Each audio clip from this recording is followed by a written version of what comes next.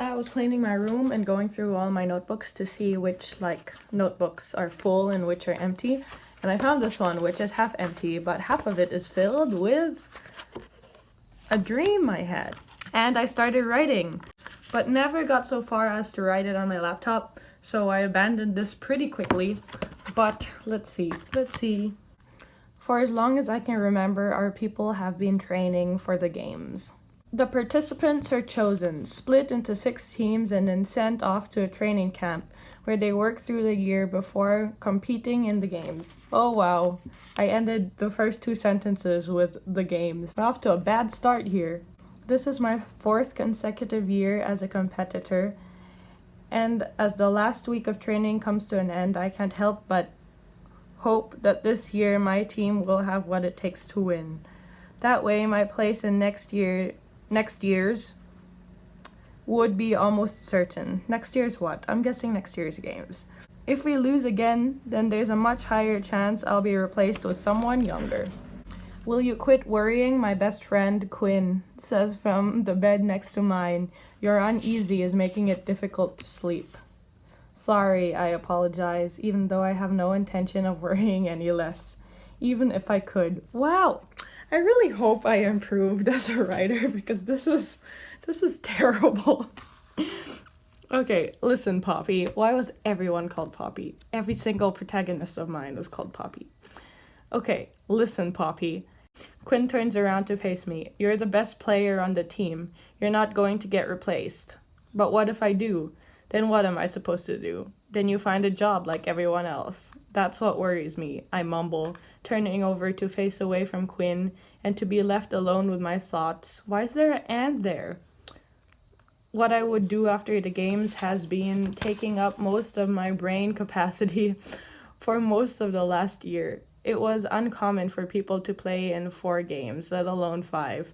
Quinn says that it's also uncommon to get picked for the games at 16, which I did, and that I'm uncommon and therefore will play at least 5 games before my time is up. Oh, special snowflake. I mean, isn't this Dane's 6th year? Sure, but he's Dane. I say for the hundredth time this year.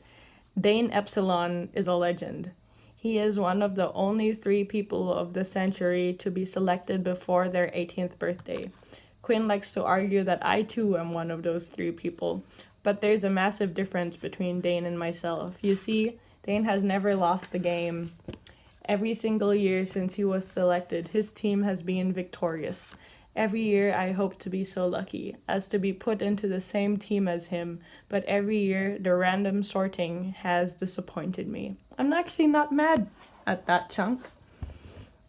I can't say when exactly I fell asleep, but I can say with certainty that I wasn't asleep long before the shrill sound of sirens cut through the air, waking myself as well as the other 5 girls in our shared room.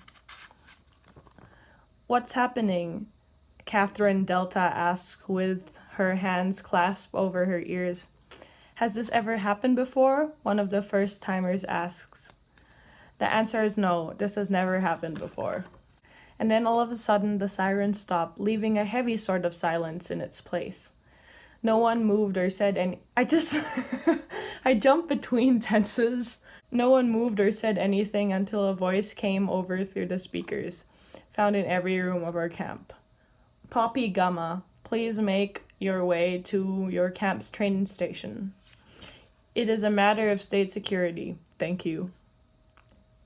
I can feel 5 sets of eyes on me and my heart beating in every part of my body as I stand up slowly and make my way towards the door. Part of me, a very prominent part, wants to stay in bed and pretend I was not just signed out. Signed? Yeah, I was not just signed out for reasons I know not. I think it's supposed to be singled out. Unfortunately, I've always been the type to do what they are told. Before leaving the room, I spelled wrong. I look back at Quinn, who gives me a reassuring nod and says, I'll see you later, and you can tell me all about what happened. I give her a small smile and then exit the room.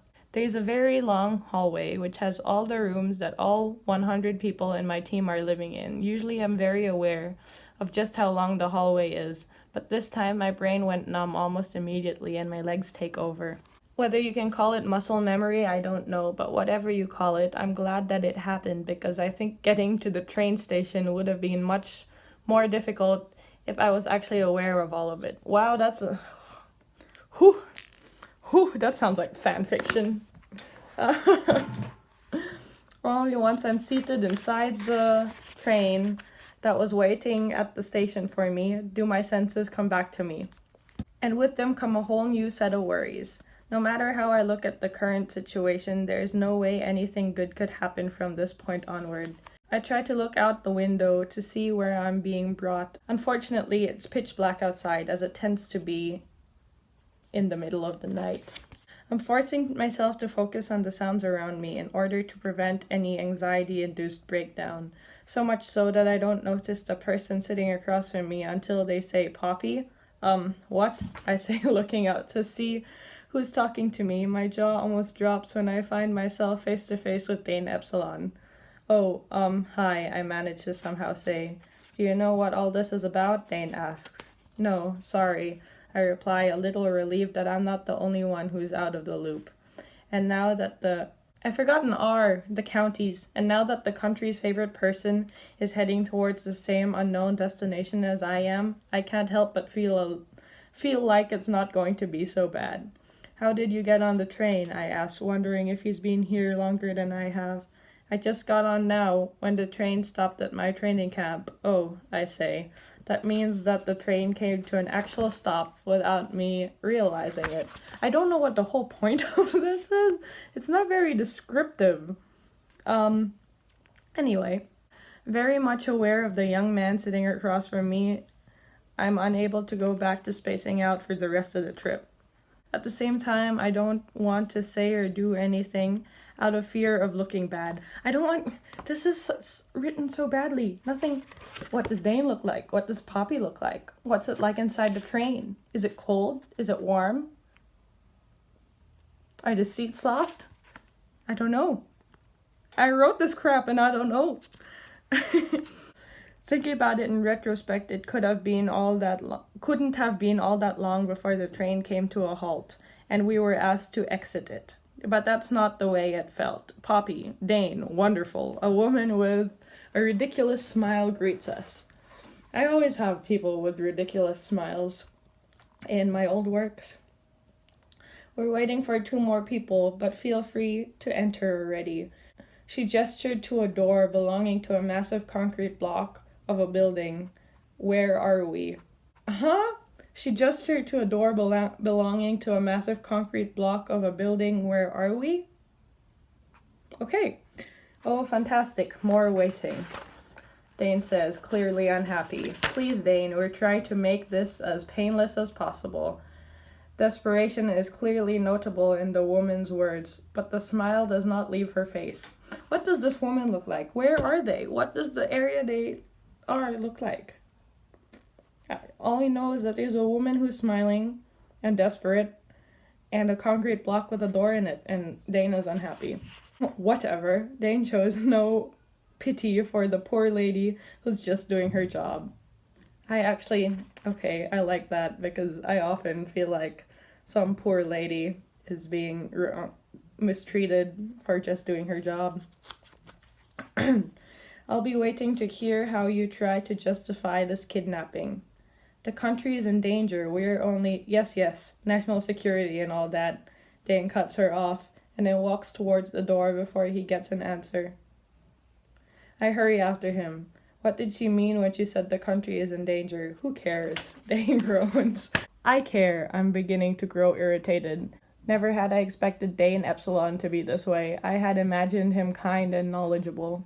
Inside the house, there was one large room, unfurnished, aside from 6 plastic chairs. Finally! We get some description of where they are. 2 of the chairs are already occupied by 2 girls, one of which is asleep with her head rested on her shoulders. The other girl is someone I know. "Danny Lambda!" I exclaim and run up to hug her. I also always had Danny's. whether male or female. Like everything, in everything there was a Danny. Poppy, it's good to see a familiar face.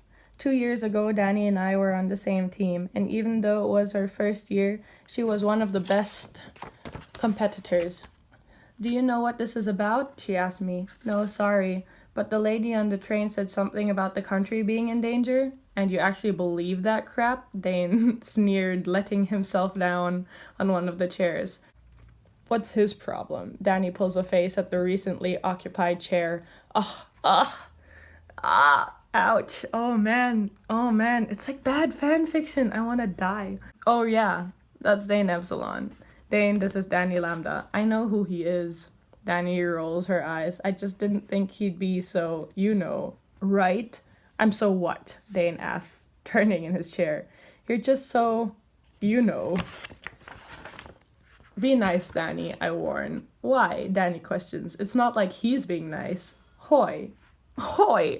Dane warns, but thankfully, before he can say or do anything else, the door opens and the lady walks in, followed by the remaining 2 competitors. Please take a seat, the woman says, smiling. I'm going to show you a video now, which might be a little overwhelming, for which I'm sorry, but it's important. Let's just get this over with so we can get back to our pointless lives. Dane groans. You'll be very happy to know that your life is no longer pointless, the woman smiled, setting up a projector. We wait a while as the projector gets set up, and I take the time to think about Dane referring to his life as pointless. He was the reason that I dedicated my past years to the games and wanted to become an athlete, the reason I've been training myself since I was 14. That's how it was even possible that I was selected at 16. So if Dane's existence is pointless, then so is mine. And that's not a concept I'm about to accept as real. There's always like just a hint of my own existential crisis and like everything I write. Oh yes, now it's working, the woman says, pressing a button on the projector which started up a grainy video on one of the gray walls of the room. The giant head of an old man with a metallic eye patch on the left side of his face starts to speak. I like that he had a metallic eye patch. That's the kind of description that's missing in the beginning, you know, with the grainy video and the gray walls. At least I got better throughout, and this was the first draft, so. If you are seeing this video, then you're one of the 6 best competitors of the annual games. The games are just called the games because I suck at coming up with names, as we've established in the previous Miriam Reads Her Old Crap video.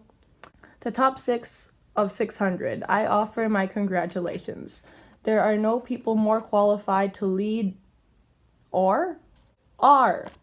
I just spelled. There are no people more qualified to lead our army into war. You may be wondering what I'm talking about. No worries. No worries. It means no worries. I'm about to explain. The huge face fades to black and gets replaced with images of people fighting each other. Proper fighting, with blood and death. Not like the games where the worst that can happen to you is a light concussion or bruised ribs, and that's only if you're very unlucky. The old man's voice continues over some of the most terrible images I've ever seen in my life. Many, many years ago, there was a war like no other. Many people died, too many. When it was over, we swore never to let it happen again. The images are replaced by those of people hovering hundreds of feet in the air, materializing metallic structures, and people doing the basic workout. Doesn't explain then what the basic workout is. All in all, this looks just like a training camp. Is that it? No, that's it.